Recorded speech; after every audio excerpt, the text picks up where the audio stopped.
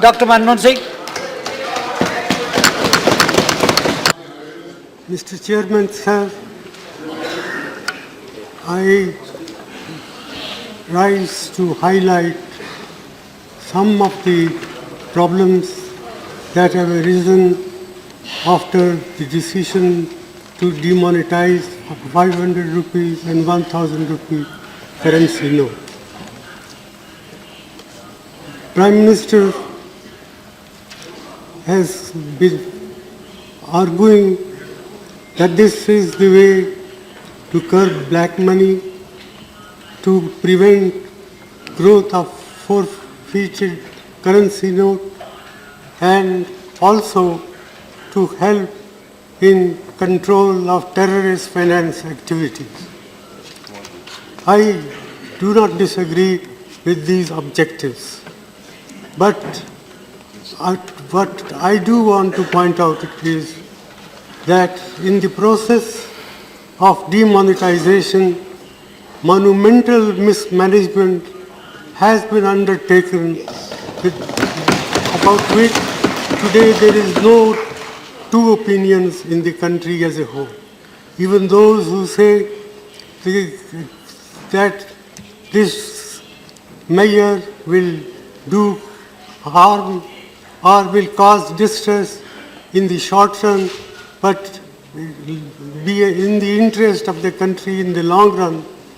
Well, I am reminded of what John Keynes said once, in the long run, all of us are dead.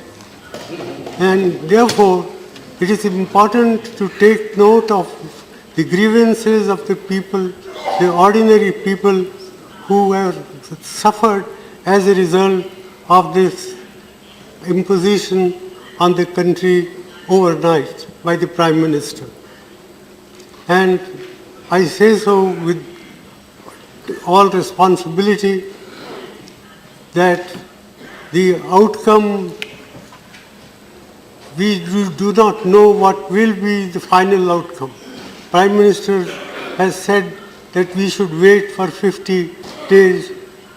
Well, 50 days is a short period, but for those who are poor and deprived sections of the community, even 50 days torture can bring about disastrous effect. And that's why about 60 to 65 people have lost their lives. Maybe more. And what is more is, what has been done can weaken and erode our people's confidence in the currency system and in the banking system. One, I would like to know from the Prime Minister the names of any countries he may think of where people have deposited their money in the banks, but they are not allowed to withdraw their money. This alone, I think, enough to condemn what has been done in the name of greater good for the people in the world. And, sir, I would further like to point out that, in my opinion, this scheme of monetization, the way it has been implemented, will hurt agricultural growth in our country, will hurt small industry, will hurt all those people who are in the informal sectors of the economy. And my own feeling is that the national income, that is the GDP of the country, can decline by about 2 percentage points as a result of what has been done. This is an underestimate, not an overestimate. Therefore, I feel that the Prime Minister must come with some constructive proposal how we can implement this scheme and at the same time prevent this distress that has been caused to the common people. It is no good that every day the banking system comes with modification of the rules, the conditions under which people can withdraw money. That reflects very poorly on the Prime Minister's office on the Finance Minister's office and on the Reserve Bank of India.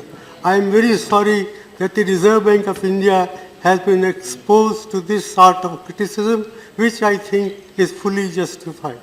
I therefore not like to say much more than this. I urge upon the Prime Minister to find practical, pragmatic ways and means to relieve the distress of the people who happen to be a great majority of our people. After all, 90% of our people work in the informal sector. 55% of our workers in agriculture are feeling distress. The cooperative banking system, which serves large number of people in the rural areas, is non-functional, has been prevented from handling cash. So, in all these measures convince me that the way the scheme has been implemented, it's a monumental management failure, and in fact, it is a case of organized loot and legalized plunder of the government.